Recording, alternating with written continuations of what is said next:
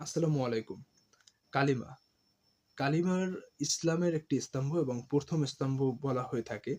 কালিমা হচ্ছে বিশ্বাস স্থাপন করা একটা বিষয়ের উপর।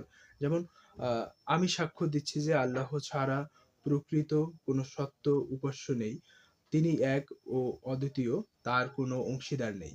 আমি আরো সাক্ষ্য দিচ্ছি যে হযরত মুহাম্মদ সাল্লাল্লাহু আলাইহি ওয়াসাল্লাম আল্লাহর শ্রেষ্ঠ বান্দা এবং তার প্রেরিত রাসূল।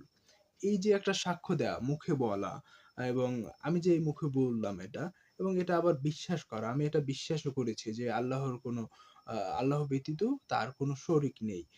হযরত মুহাম্মদ সাল্লাল্লাহু আলাইহি ওয়াসাল্লাম আল্লাহর প্রেরিত আ একজন নবী বা আমাদের আমরা যেটাকে বলি প্রসিদ্ধ মানুষ। আমাদের যে ইসলামের ২৫ জন নবী আছে, সেই প্রত্যেক নবী তো আমাদের পথ প্রেরণ করেছে। একটা পথ দেখিয়েছে আমাদের। এরকম যুগে, যুগে বিভিন্ন নবী রাসূল এসেছেন এবং তাদের ভেতরে আমরা বলি ২৫ জন নবী আমাদের প্রসিদ্ধ নবী এবং সর্বশেষ নবী হচ্ছেন হযরত মুহাম্মদ সাল্লাল্লাহু আলাইহি ওয়াসাল্লাম। এই যে একটা বিশ্বাস করা এবং এটা বলা, মনে ধারণ করা, এটাই হচ্ছে কালেমা। যেটা হচ্ছে ইসলামের ১ম স্তম্ভ হিসাবে বিবেচনা করা হয়।